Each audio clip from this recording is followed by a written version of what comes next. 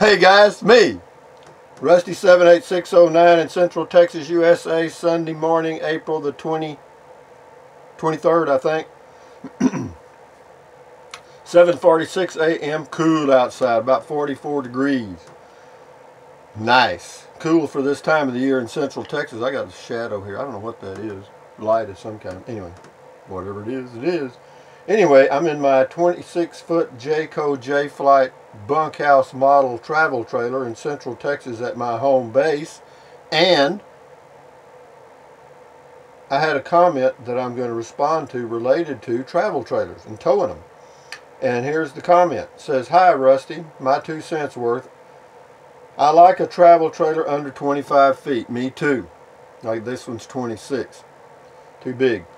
After that length, they are too big. I totally agree. For me.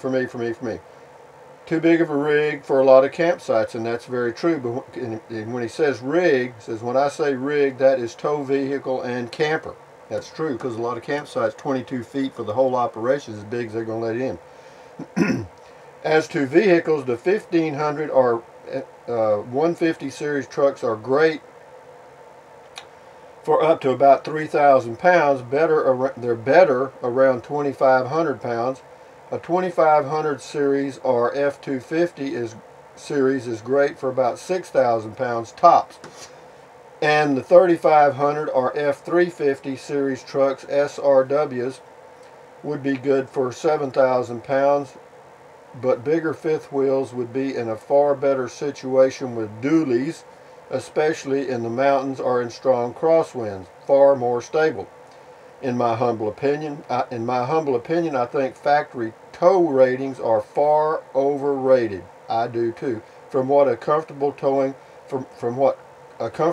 can be done rather than what can be squeezed from a vehicle. That's true.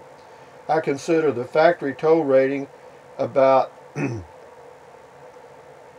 half of what they claim to be. Sure, it may do it, but for how long will a transmission, etc., hold up when hitting 6% grades and the automatic transmission is struggling with 230-degree temperatures approaching failure? Well, let me tell you what. Everything he says is true, in my opinion. And the reason I say that is, as I wipe my nose, the reason I say that is I've had,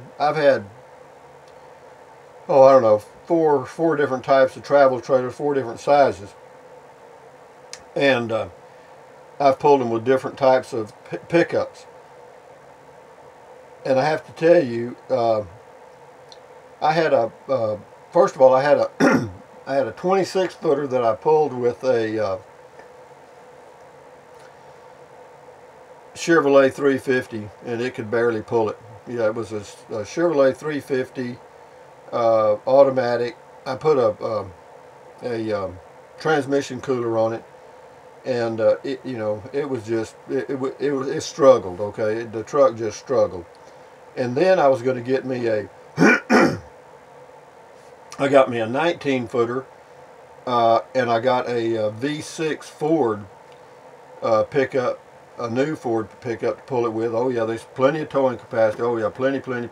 Oh crap, man, it was fine on straight and level, but when you got in the hills or mountains, shit, it was, your foot was on the floor, and and it was just struggling to pull. So, this is just a heads up for you guys that are looking at tow vehicles. This is kind of an extension of the video I did the other day related to tow vehicles, and this guy really hits it on the head, because he's right. I mean, you can take those tow ratings and just divide them by 2, and then you should be about right.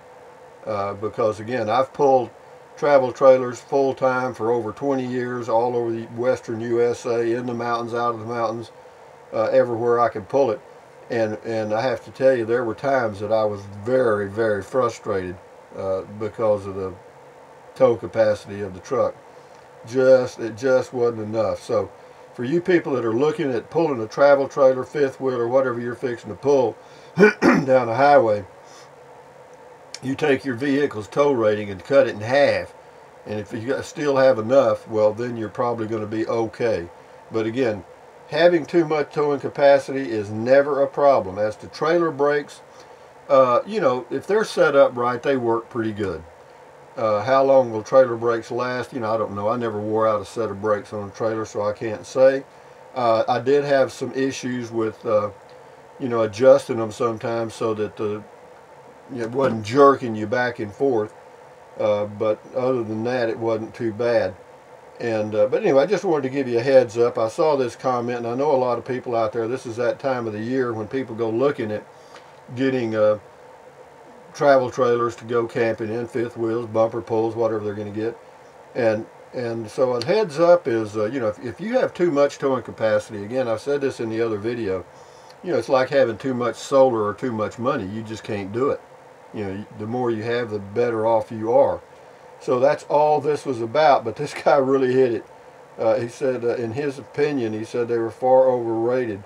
And it's true. It's totally true. And just to give you what I would do now, if I was, well, in fact, I'm already planning on doing it if I get, or when I get the Scamp, the Scamp will weigh probably 1,500 pounds loaded, and the towing capacity on my Dodge Ram V6 pickup is about 4,500 pounds, so I've got about 3 times the towing capacity, so I should be about okay, and I'm hoping that works out real good. We'll see. I'm also putting a camper top on my truck, a Lear model 180, and I'm going to do that in May.